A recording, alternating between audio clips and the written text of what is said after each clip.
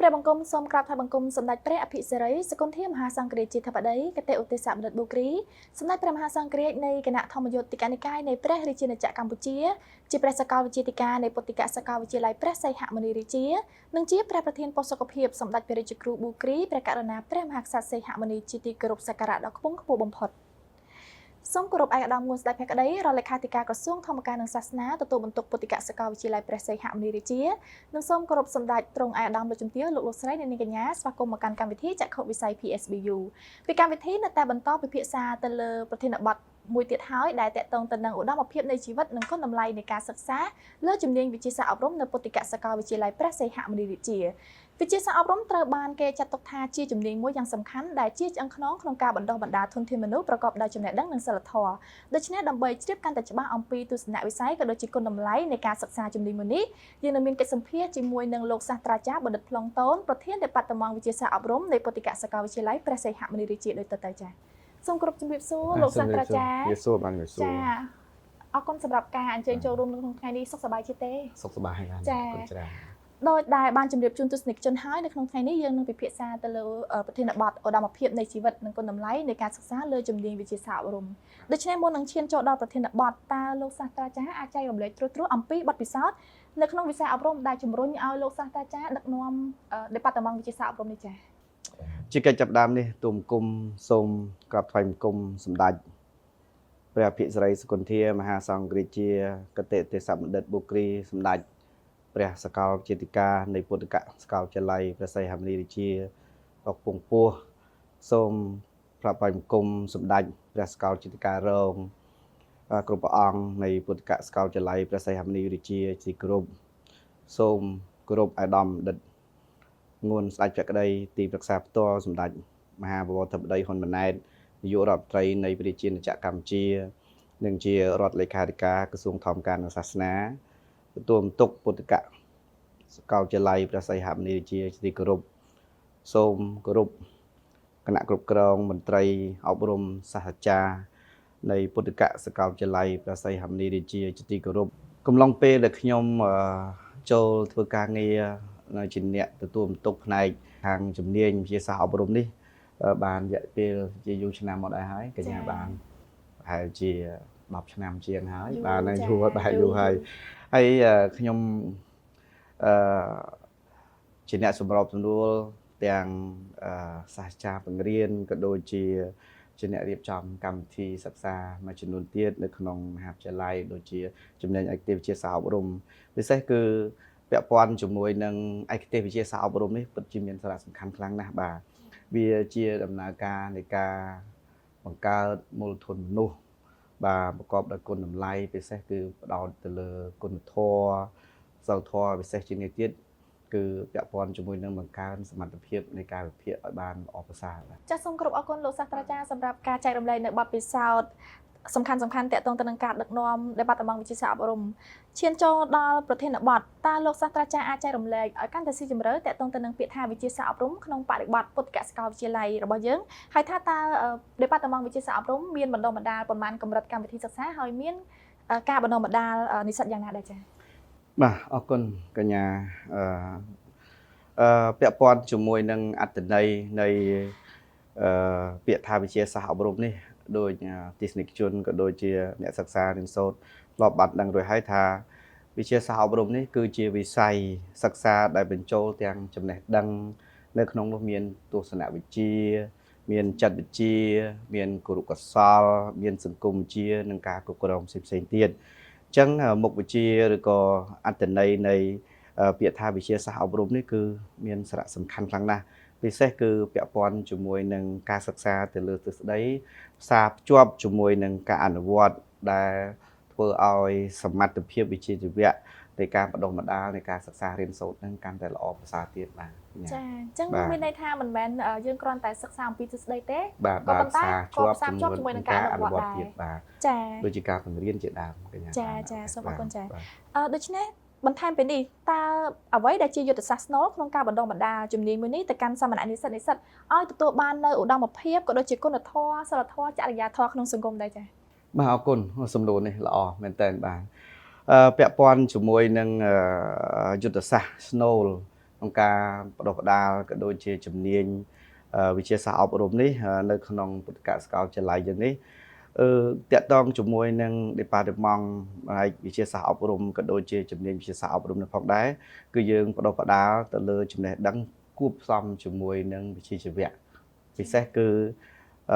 យើងនៅតែប្រើពាក្យស្លោកមួយក្នុងមហាវិទ្យាល័យវិទ្យាសាស្ត្រអប់រំក៏ដូចជាខ្ញុំក៏ធ្លាប់បង្រៀននឹងណែនាំសិស្សនិស្សិតយើងជាប្រចាំគឺចំណេះដឹងទៅគួបជាមួយនឹងគុណធម៌អញ្ចឹងជាស្នូលរបស់មុខវិជ្ជាសាស្ត្រអប់រំនេះគឺសំខាន់ណាស់នៅក្នុងនោះយើងអប់រំ3ផ្នែកដែលសំខាន់តាក់ទងជាមួយនឹងឲ្យកូនសិស្សមានសិលធម៌ឲ្យកូនសិស្សនឹងមានបញ្ញាបាធីពិសេសគឺយើងដើរតាម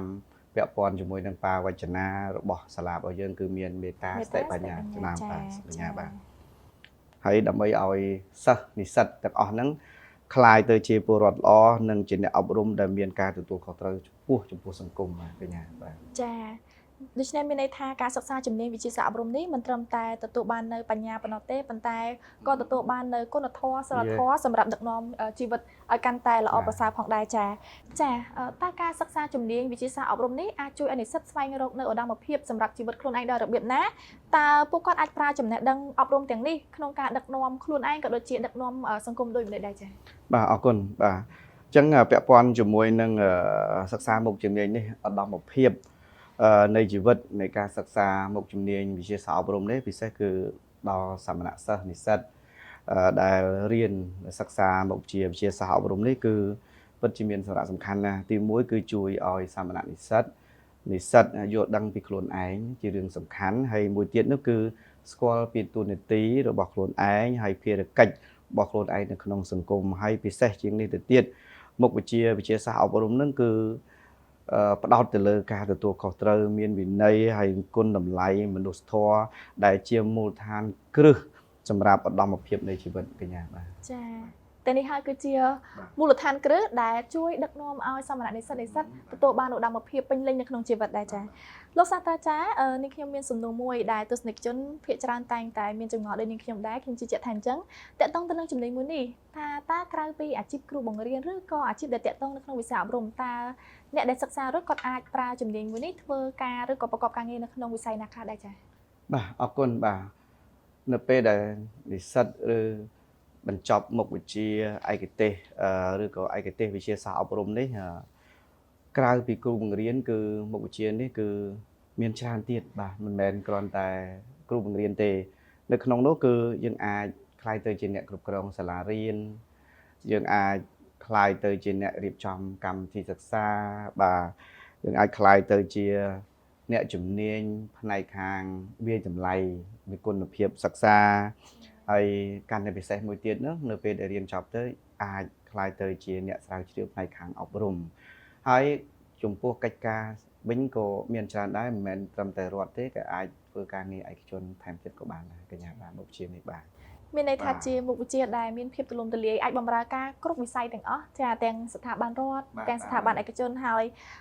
សុទ្ធសឹងតែជាអាជីពសំខាន់ដែលសង្គមត្រូវការផងដែរចា៎បាទសូមបន្ថែមកន្លែងនេះបន្តិចដែរកញ្ញារសាដោយសារតែ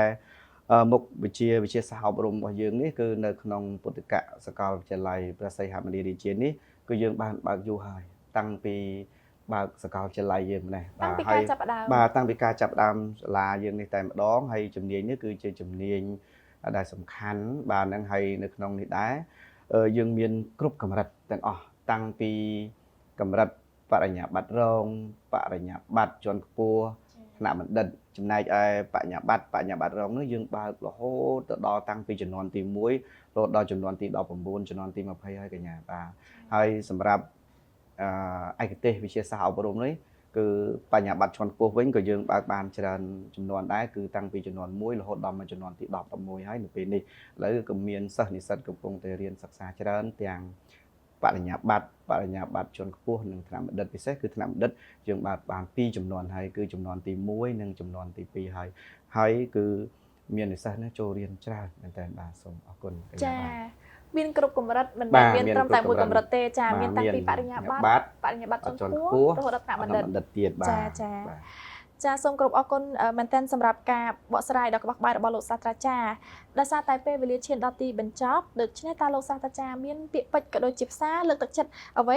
ផ្ដាំផ្ញើទៅកាន់និស្សិតឲ្យមកសិក្សានៅជំនាញវិទ្យាសាស្ត្រអប់រំដើម្បីក្លាយជាអ្នកដឹកនាំក្នុងវិស័យអប់រំនេះដែរ បាទអរគុណបាទកញ្ញាជាចុងក្រោយនេះបាទខ្ញុំបាទជាសាស្ត្រាចារ្យទូនបន្ទុកផ្នែកវិទ្យាសាស្ត្រអប់រំសូមលើកទឹកចិត្តដល់និស្សិតសាមញ្ញនិស្សិតទាំងអស់បាទដែលមិនទាន់សម្រេចចិត្តចង់រៀនមុខជាវិទ្យាសាស្ត្រអប់រំនេះសូមអញ្ជើញបាទពិសេសគឺពុទ្ធិកសាកលវិទ្យាល័យព្រះសីហមុនីរាជាយើងមានគ្រប់កម្រិតទាំងអស់អញ្ចឹងទេគឺតាំងពីបញ្ញាបត្រជាន់ខ្ពស់និងថ្នាក់បណ្ឌិតទៀតអញ្ចឹងគឺសូមអញ្ជើញពីព្រោះថាមុខវិជ្ជានេះសំខាន់ណាស់អាចផ្លាស់ប្ដូរខ្លួនឯងបាទហើយពិសេសគឺមុខវិជ្ជាសាស្ត្រអប់រំនេះគឺជាបេសកកម្មជីវិតមួយបាទដ៏សំខាន់ធ្វើឲ្យអនាគតល្អហើយធ្វើឲ្យជីវភាពរបស់យើងនឹងកាន់តែរីកចម្រើនប្រសើរពិសេសយើងអាចរស់នៅក្នុងសង្គមមួយដែលប្រកបដោយឧត្តមភាពបាទកញ្ញា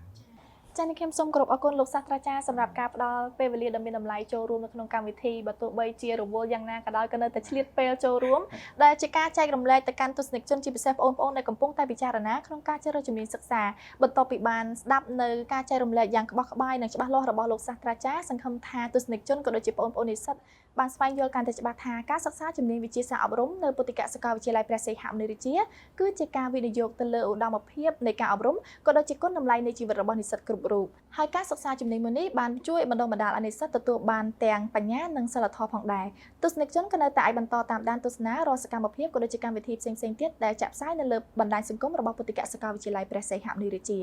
ខណៈនេះនាងខ្ញុំជាសានរសានិងលោកសាស្ត្រាចារ្យបណ្ឌិតផ្លុងតូនប្រធានដេប៉ាតឺម៉ង់វិទ្យាសាស្ត្រអប់រំនៅពុទ្ធិកសាកលវិទ្យាល័យព្រះសីហមុនីរាជារួមទាំងក្រុមការងារសូមអរគុណសូមគោរពលា